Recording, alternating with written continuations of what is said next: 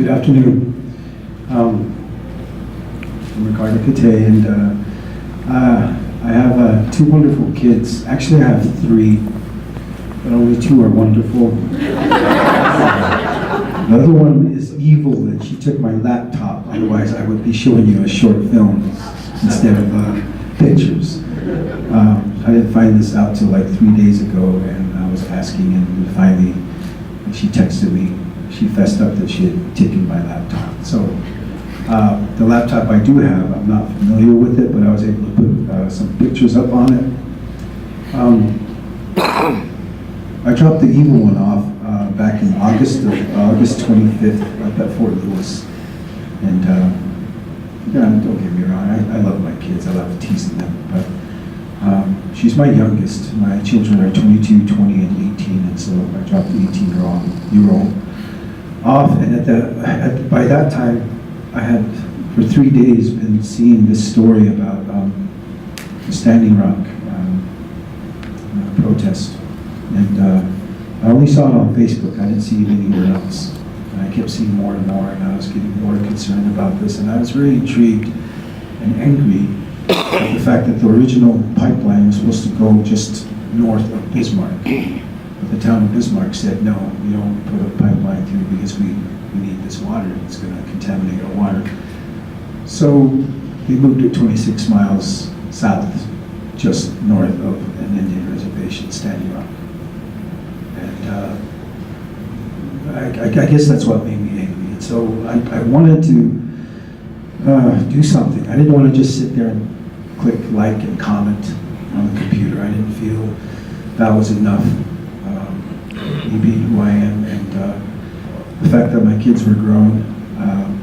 I was actually south of Durango. If you guys have been there, there's that one hill that there's a stoplight that you can either go up the hill, head towards Farmington, head home, or you could head north towards the Bayfield and Denver and Rapid City and eventually Cannonball. And the time that it took the light to turn green, I made my choice to turn north. I even cut in front of a car, and I was like, well, I'm sorry. And for the first 200 miles, I didn't know.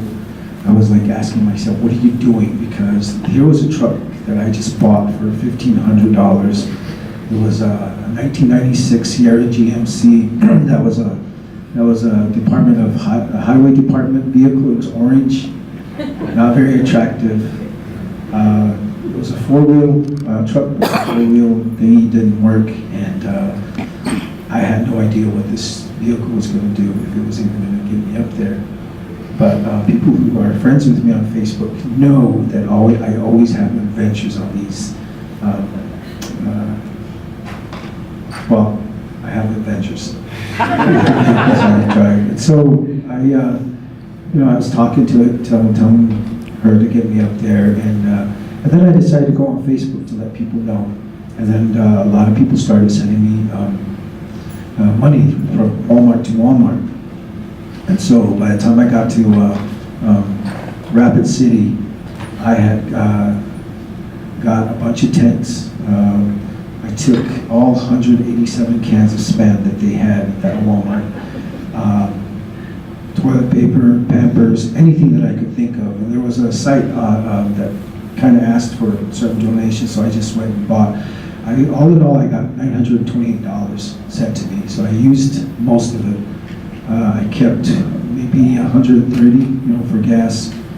And so I got up there, and the first place I went to was Sacred Stone Camp, because I had nothing to go on. I even heard that there was cops waiting for people, they weren't letting them in, and then there was a 50-mile radius where there was no Wi-Fi, that they had blocked it off, and both turned out to be bogus. And so I kind of had the feeling that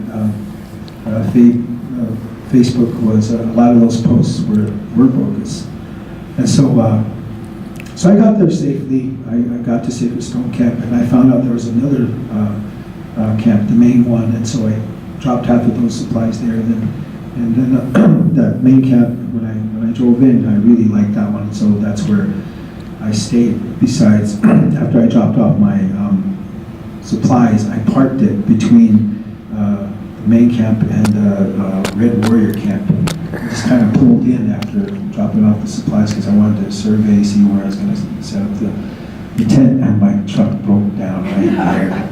I couldn't get it started, and later on, to make a long story short, it turned out to be the wiring, the distributor cap and everything, but I had to make trips back and forth to Bismarck 5-6 times. So I wound up staying for 2.5 weeks that first time. And while I was there, I'd like to just show you my pictures. I don't really like hearing the sound of my voice, but I'd rather show you my pictures because from my photos, some of my photos I took off the camera, and I apologize. These pictures I just put up, like I said, I don't know this laptop, so they're all over the place. I don't mind explaining them. And a lot of these, some of them are my drawings that I did up at that camp. I didn't right away tell people that I was up there, other than my friends that I was headed up there.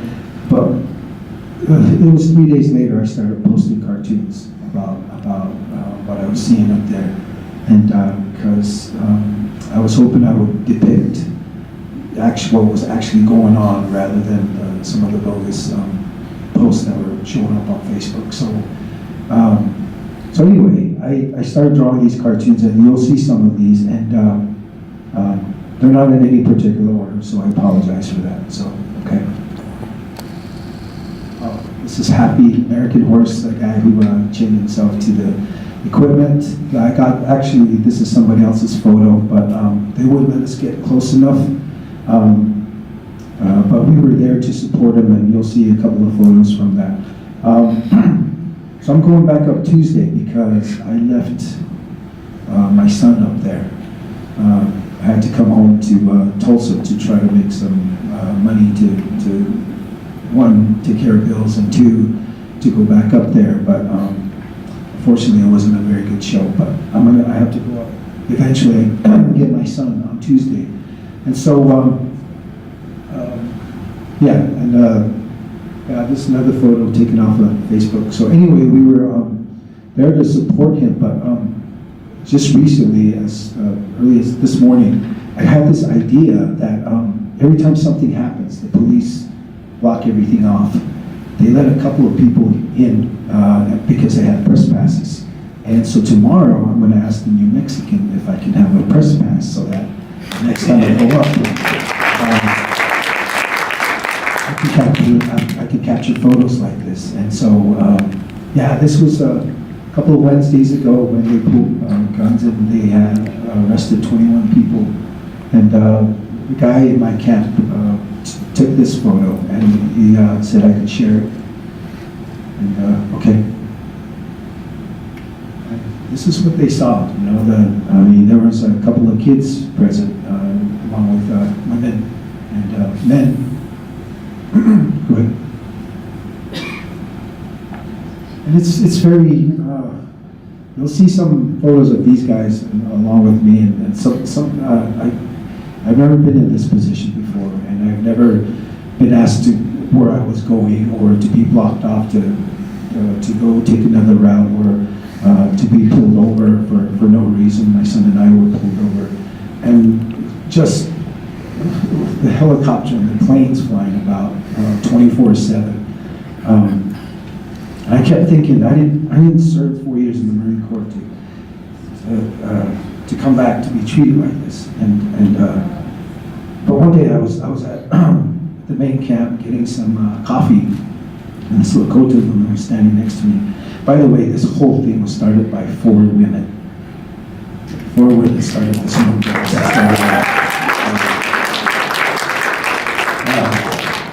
I wish I had that video where I showed all 4 of them. But anyway, I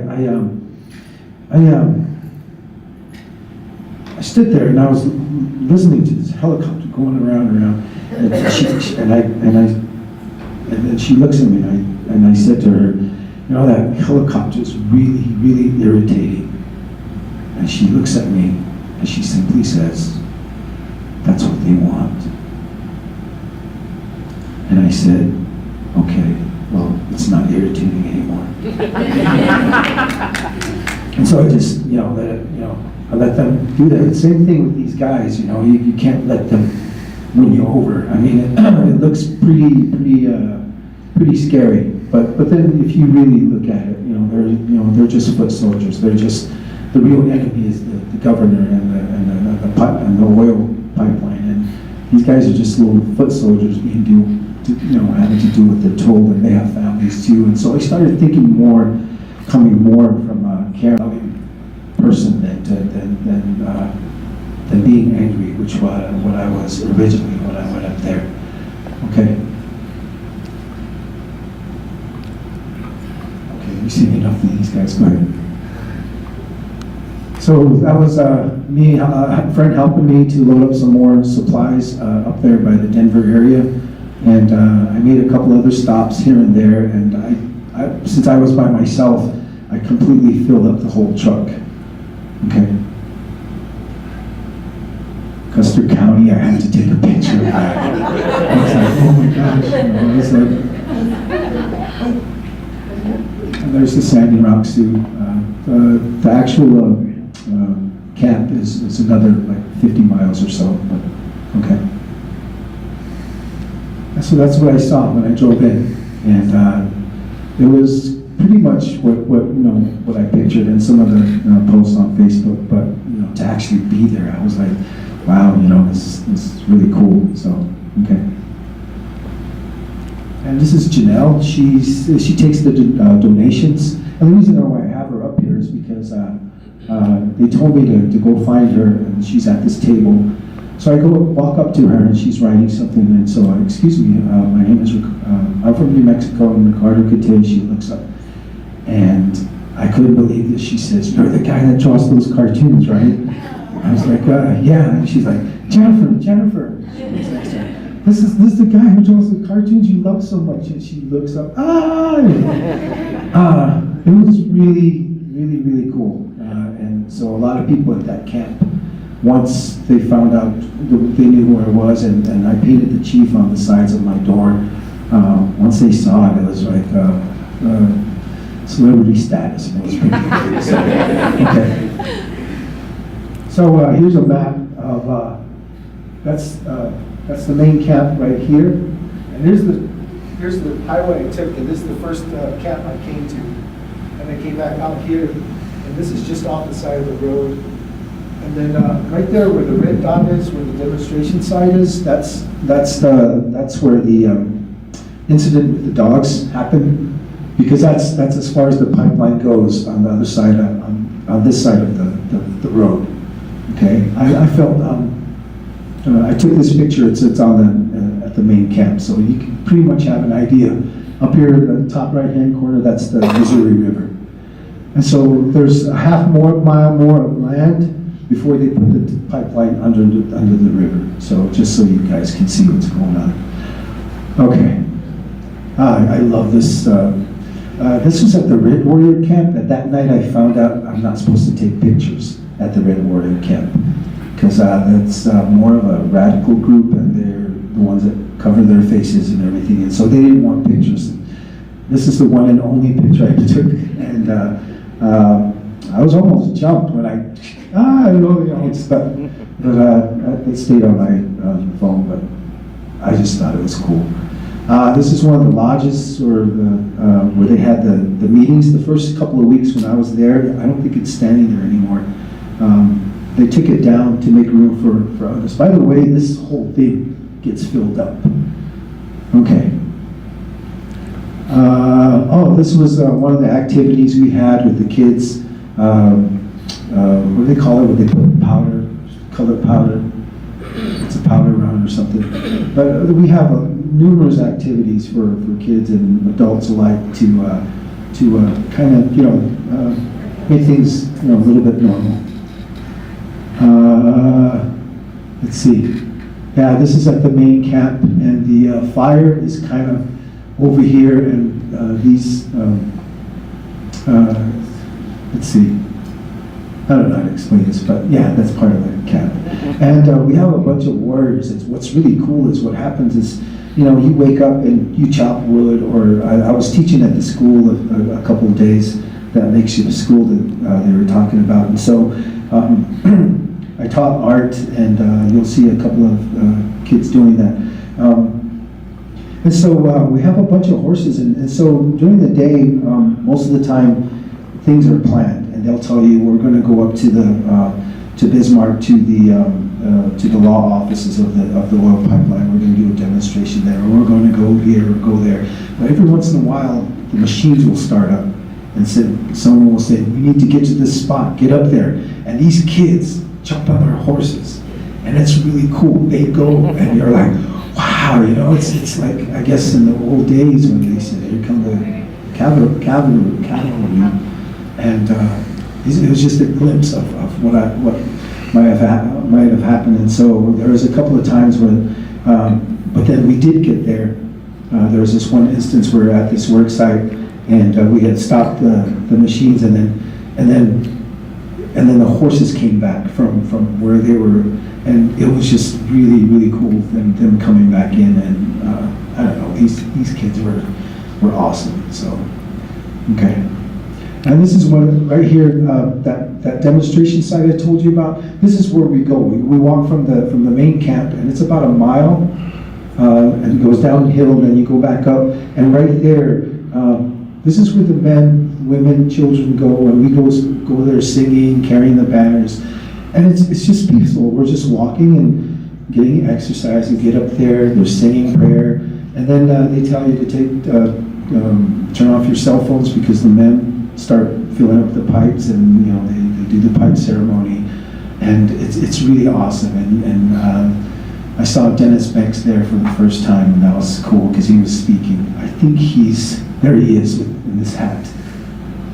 That's Dennis Banks from AIM fame. So well, I'll tell you later. Okay, next. Yeah, those are some of the banners, you know, with the warriors resting their horses while that pipe ceremony is taking place. Okay. And one of my friends from Denver, he's an ex-Marine as well, and he asked me to stop by, and he gave me his colors to show him. So I put that on my war pony, and every time I went to demonstrations, that's what I would take and carry.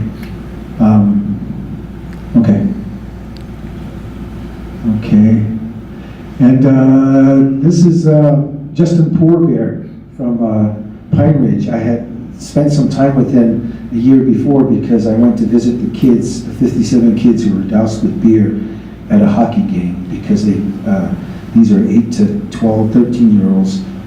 Some of them didn't stand for the national anthem, and so these people doused them with beer and told them to go back to the res. And so I spent some time with these 57 kids because they were pretty much traumatized by this event. And so he was one of the chaperones that I had worked with, and he found me. Well, he saw the chief on my truck, and that's how people found me, and it was really cool. That's my truck being worked on, the fuel pump. Okay. And this is one of the few times, the first time actually, that I saw that Sun Media showed up. So it starts to build up. And so this is the first time, and this is just a local station.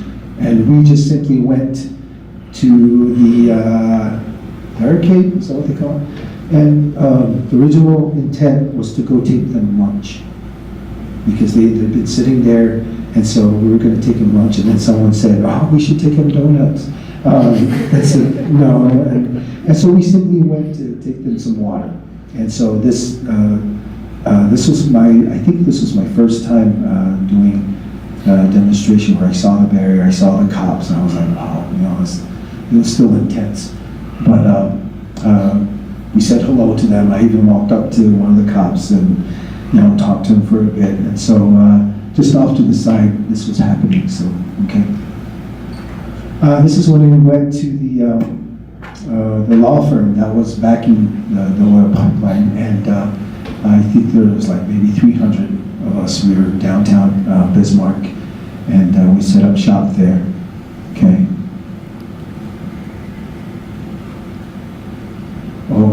Joanne, one of the founding women. And this guy originally had the bullhorn, and he was like telling her, open the door, and we're just here for, and she comes up and, give me that. You need to stop this pipeline. You're killing our children. You're killing our food. And oh my gosh, she gave me goosebumps. She was really, really yelling in there. And unfortunately, I have that on film too. But anyway, but that's just as good. So you see a lot of this, the upside down flag. And I wasn't, being an ex-Marine, an ex-military, I knew exactly what they were saying. And being in the military, when you fly the American flag upside down, it's a sign of distress. Not so much disrespect or anything. It could be, I don't know. But if I did it, it would be a sign of distress. And this whole thing is a sign of distress for these people. Okay. There is, this is day 2. Just barely, the school had just barely opened. And so we had like maybe 13 kids. And so I went, and first of all, I was teaching them how to express themselves through drawing. I didn't want them to just, okay, here's some stuff, draw. I showed them some things and some symbols they could use to show this or show that, and other ways to draw mountains, to draw water, to draw this and that. Okay. And so that's what I'm doing. And then afterwards, I gave them the paint. The first thing they did was they practiced on paper. And later on, when I stopped at Rapid City on the way, I also remembered to get some fabric, some paints and all that. So, okay.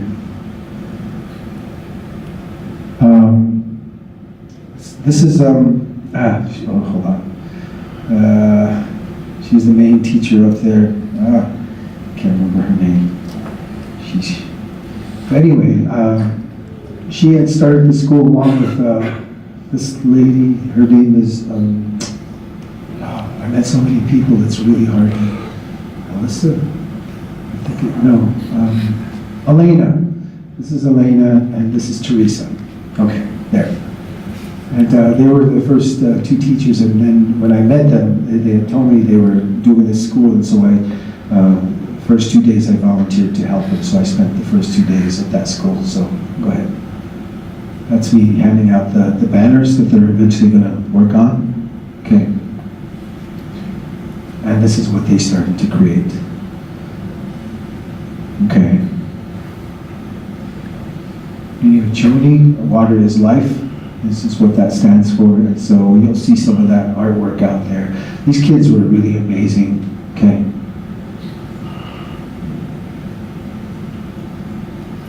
This kid was awesome.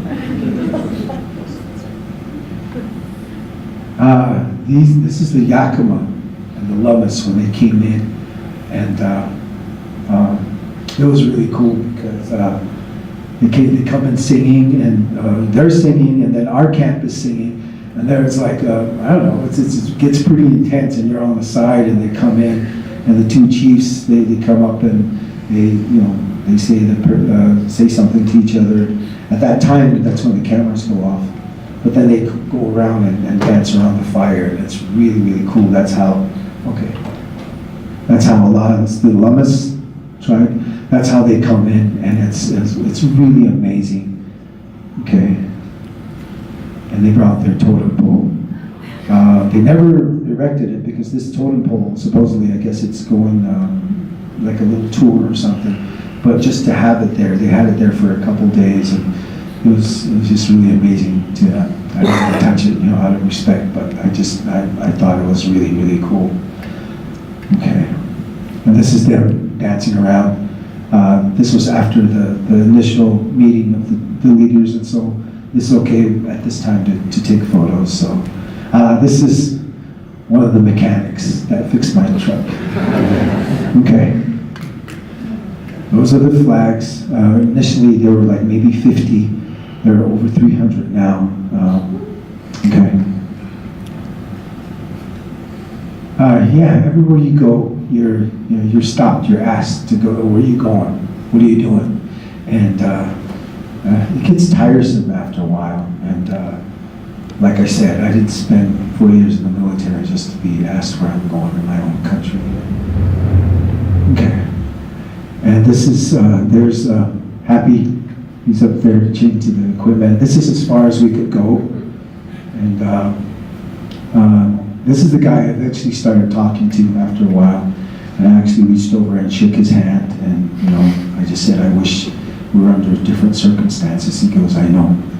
And it turns out he has 2 daughters, and told them about my kids.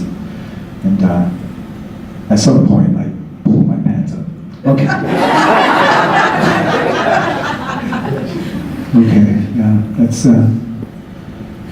okay. I had to take the selfie. And this is actually my Facebook profile. And people are always, when I put this up, people are like, Ricardo, are you okay? Did they beat you? I said, no, this is, you know, this is just kind of we're just standing there waiting for them to free him. So, go ahead. So, when I first got there, this is one of the cartoons I drew. I dubbed this hill, and I would like to say that I dubbed it Facebook Hill. Because when I first went there, the first morning I woke up, I'm like, oh, I woke up and I look and I see this hill and I see this lone elder standing up there, and he's like this, and I was like, oh my gosh, this is really cool. This is just before the sun comes up. So I go grab my phone and I'm trying to, you know, I'm standing far away, so I'm trying to zoom in, and I'm like this, and he's still standing there, and then he does this. And I was like, okay, never mind, I'm not going to take a picture. I thought he was saying a prayer. But then I started going up there all the time, and then people saw me. And remember I told you about the 50-mile radius? It wasn't true. It's just, there was just no, you couldn't get a signal unless you went up this hill. And so the second time I went back, there was tents and cars and all kinds of vehicles. It became Media Hill. So the media started using that. And so you could still go up there, but it was all crowded. And the grass that was this high when I first went up there, it was all flattened. And so I was kind of disappointed, but now everybody's up there. But it's cool, I guess. Okay. I took this at Sacred Stone Camp. I just wanted to, you know, to let you guys know it's a different camp. Okay. Okay. I'm just happy. I'm tired. I'm at a casino that's like, 8 miles? 8 miles away. And after 9 days, I finally showered for the first time. And I'm sitting there, and that morning, I actually got to sleep there as well. And so, the next morning I went to a buffet at the casino, and I'm looking forward to eggs and all this stuff, and so I'm sitting there. I sit down and I look over, and I recognize the hat, and I was like, oh, it's Dennis Banks. So the guy I was having breakfast with, he says, don't go over there, don't bother him. But I kind of go talk to him, so I went over there. Excuse me. And he looks up. I said, you're Dennis Banks. And he goes, I know. And I said, well, my name's Ricardo Cate. He goes, I know, I love your stuff. And I almost fainted because, you know, just here's this guy, I worship and, you know, read about him and all the stuff he's done. And he tells me he loves my work. And it was a very, very cool moment for me. So, anyway, there he is. I said, let's take a selfie. And he's not even looking in the right direction. Okay. This is the dog incident. We were up there, the prayer site is up there, and the bulldozers were over here, and they started bulldozing this part of the land that was supposedly a burial site. And that's when everyone came up running, and they knocked down the fence, and that's when they encountered the dogs, and they started chasing. They ran afterwards. They literally jumped in their trucks and ran. And so, okay, some of the money is being, it goes to the tribe itself because it's Standing Rock. It doesn't necessarily go to the camp. and I think we should find out where exactly we need to send that, because the tribe itself doesn't need the money. It's the camp, so we need to find out exactly where that should go. And if maybe if you hold off, if we can't find out today, when I get up there, I'll let you know.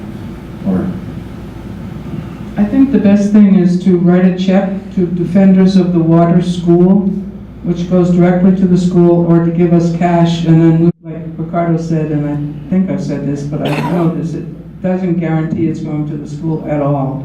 So if you could just donate with cash or with a check, that would be great. And I'll let Teresa know at the school that that's what's happening from here. So rest assured it'll go to the right place. Okay. Jonah Ubeda. Yeah. He's taking up my space, but no, I snapped this picture as he's, like this as we're talking, and I thought it was cool when he shows up, because I'd already seen, only seen on Facebook, and people always talking about him, how great he is, and he's not that great, but he's pretty cool. We shared the camp. Oh my gosh, he was really cool. He's a really funny guy, and he wants to hop in on Tuesday. So I have yet to hear from him. So hopefully he'll come with me. Okay. 5 minutes. Okay. This is really, well, I don't want to get, if I only have 5 minutes. This truck is one of the dog handlers. We know because there's a dent in that truck, and when they went to, remember I said they were fleeing, he hit a boulder. On the driver's side, there's a big old dent.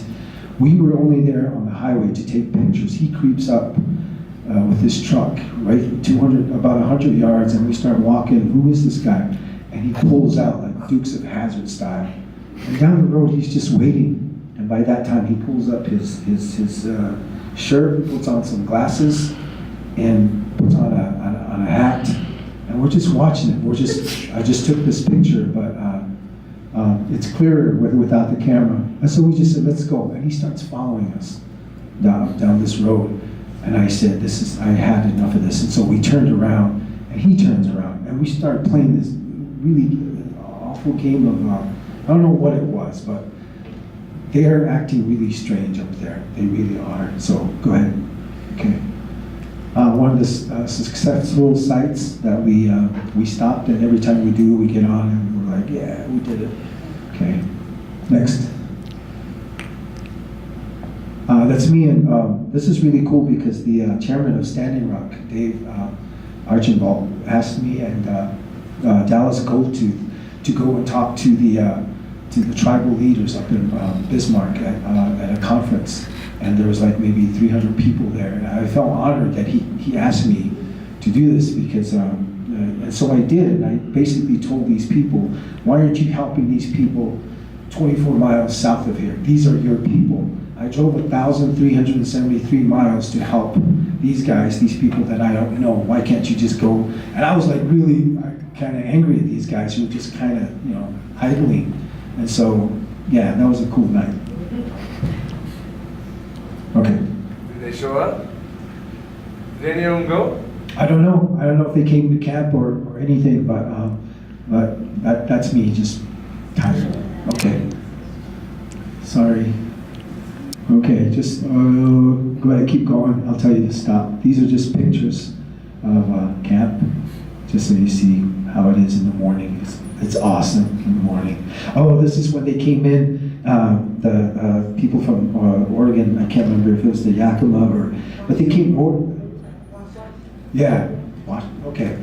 And they came in and they asked permission to go ashore. And it took like 20 minutes just for them to step on. I'm like, oh, just step on.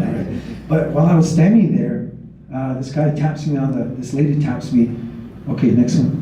And she asked me, would you like to be on Comedy Central, The Daily Show? And this is the guy who interviewed me. So if you go to Comedy Central, Standing Rock, there's a segment of me on Comedy Central. It's actually pretty funny. Okay, go. Okay, go. One more. That's downtown This is them in complete riot gear. Go. I had to take a picture of that. And there's me, I know it's already sideways, but me drawing.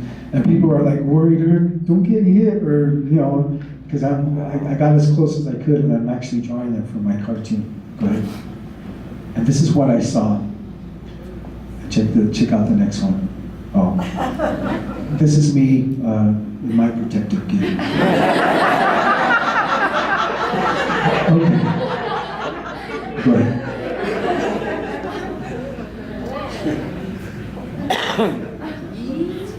If you come across these wannabes this Halloween, bring them up to Standing Rock, North Dakota. We need the help up here. Okay, no more.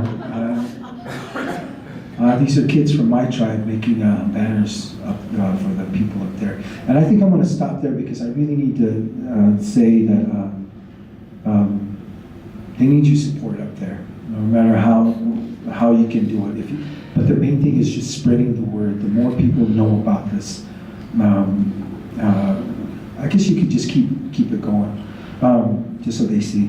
I'm going up there. I didn't have money. I didn't have time, but my kids are grown, and I'm by myself, and so I felt I'm okay going up there. My kids are okay. They're working. They're self-sustaining, and so I just went up there because I knew everything would be fine home.